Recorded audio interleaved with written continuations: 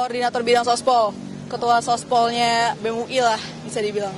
Kira-kira tuntutan apa sih Mbak yang sangat-sangat mendesak untuk saat ini yang sangat digaungkan sekali oleh teman-teman BEM UI? Kalau dari BEM UI sendiri adalah Prabowo itu harus memberhentikan pemusatan kekuasaannya gitu loh, dan juga menghentikan TKD yang dia buat, dan juga harus memberi otonomi daerah seluas-luasnya. Karena sekarang tuh kita bisa melihat bahwa pemerintah pemerintah pusat tuh seperti tidak percaya gitu sama pemerintah daerah. Betul. Kami tuh sangat sedih lah melihat kawan-kawan di daerah itu.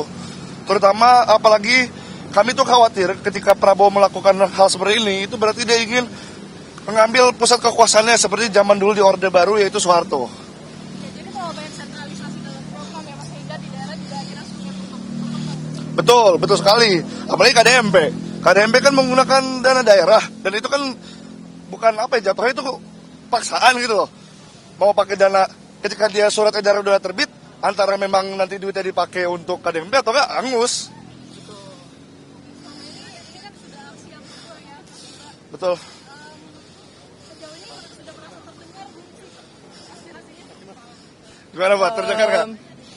Terdengar, tapi hanya untuk dijadiin bahan bercandaan di podium aja sayangnya. Itu sih yang kita rasa sebenarnya didengar, cuman kenapa ya responnya gitu, jadi semakin greget. Tapi sebenarnya semakin membuat kita yakin bahwa sebenarnya apa yang kita lakukan nih berguna, ada gunanya, dan bahwa apa yang kita suarakan tuh sebenarnya sampai.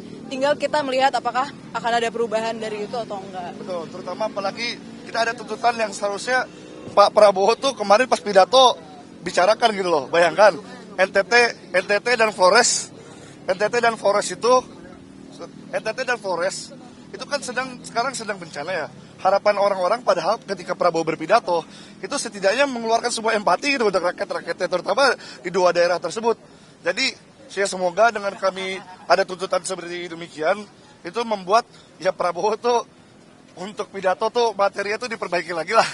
Kan kita tuh nggak perlu seorang Soekarno yang pidato nasionalismenya untuk bikin kita berapi-api gitu loh. Kita butuhnya adalah semua pemimpin yang mau mendengarkan kita gitu loh. Mas Mbak, terkait dengan lokasi ini kan sudah percobaan kedua Bundaran HI, tapi nampaknya masih terus tinggal ya. Ada perkembangan lokasi baru atau masih akan tetap di lokasi yang sama nanti kalau misalnya ada aspirasi? Kami akan terus datang dan berlipat ganda sampai kita bisa merebut kembali Bundaran HI.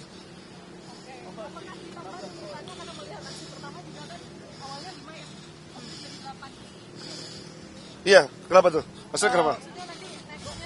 Oh, kami tidak tahu karena konteks di bulan Juni itu kan sebenarnya tentang ekonomi.